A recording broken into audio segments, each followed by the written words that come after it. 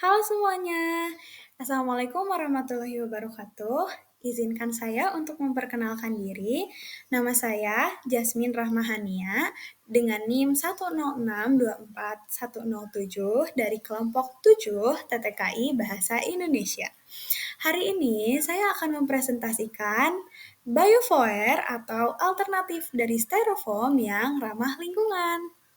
Sebelum membahas lebih detail mengenai biofoer, mari kita diskusikan terlebih dahulu latar belakang apa yang menjadi masalah dari pembuatan produk biofoer.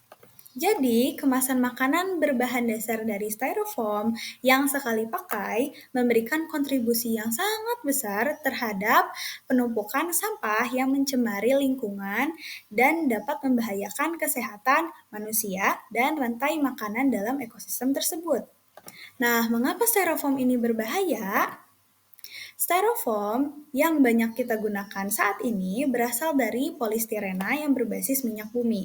Polistirena ini sulit terurai di alam dan dapat mencemari tanah, air, dan berpotensi merusak rantai makanan. Karena polistirena akan terurai menjadi mikroplastik yang susah sekali terurai sehingga akan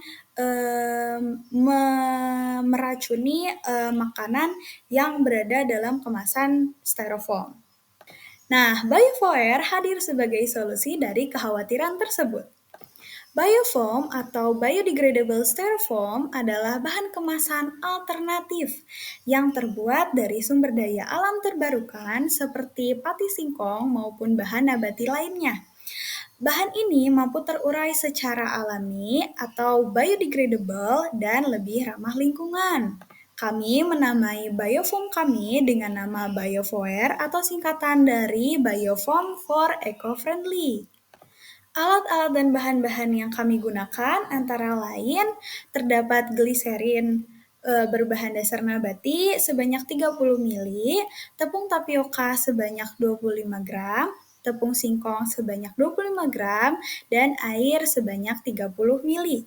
Sedangkan alat yang kami gunakan, kami hanya menggunakan mangkuk, pengaduk, cetakan berbahan aluminium foil, dan oven konvensional. Langkah-langkah pembuatan dari biofoam dimulai dari menyiapkan semua alat dan bahan yang kita perlukan, kemudian mencampurkan semua bahannya sesuai takaran yang disebutkan sebelumnya. Kita mencampurnya di dalam pengaduk dan diaduk di dalam wadah dan mengaduknya hingga tercampur rata. Kemudian adonan tersebut kita tuangkan ke dalam cetakan berbahan aluminium foil dan bagian atasnya kita ratakan sehingga lebih membentuk kemasan makanan. Setelah itu, masukkan cetakan ke dalam oven yang telah dipanaskan sebelumnya dan panggang di oven dengan suhu 180 derajat Celcius selama kurang lebih 15 menit. Setelah itu, biofoam dapat dikeluarkan dari cetakannya dan dapat langsung dipakai. Setelah beberapa kali kami melakukan trial dan error, kami mendapatkan beberapa kelebihan serta kekurangan dari biofoam tersebut. Kelebihan dari biofoam kami antara lain yang pertama, lebih ramah lingkungan karena mudah terurai karena bahannya berbahan dasar organik sehingga mudah sekali terurai dan tidak mencemari lingkungan. Yang kedua, aman bagi kesehatan manusia karena tidak menggunakan bahan-bahan dari plastik ataupun polistirena dan sirena, sehingga stirena tersebut tidak akan bocor dan mencemari atau meracuni makanan manusia. Sebagai gantinya, kami menggunakan bahan-bahan organik yang aman seperti singkong, tepung tapioka, dan gliserin, sehingga makanan di dalam kemasan makanan biofoam akan terjaga mutu dan kualitasnya. Yang terakhir, kami menggunakan bahan-bahan yang mudah ditemukan dan ovennya kami gunakan oven konvensional sehingga biaya produksi dapat ditekan dan lebih ekonomis secara finansial.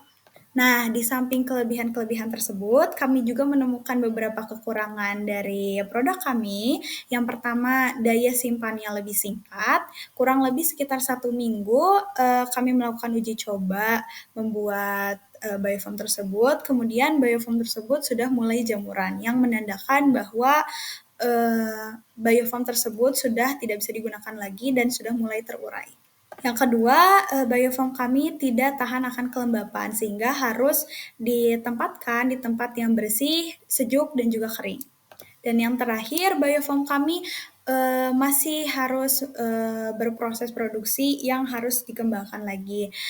Biofoam kami baru dikembangkan secara konvensional dan sederhana, sehingga jika dikembangkan melalui laboratorium dengan alat-alat dan bahan yang berteknologi lebih tinggi, mampu diproduksi lebih besar, mampu juga ditekan secara finansial, dan produknya akan lebih bagus.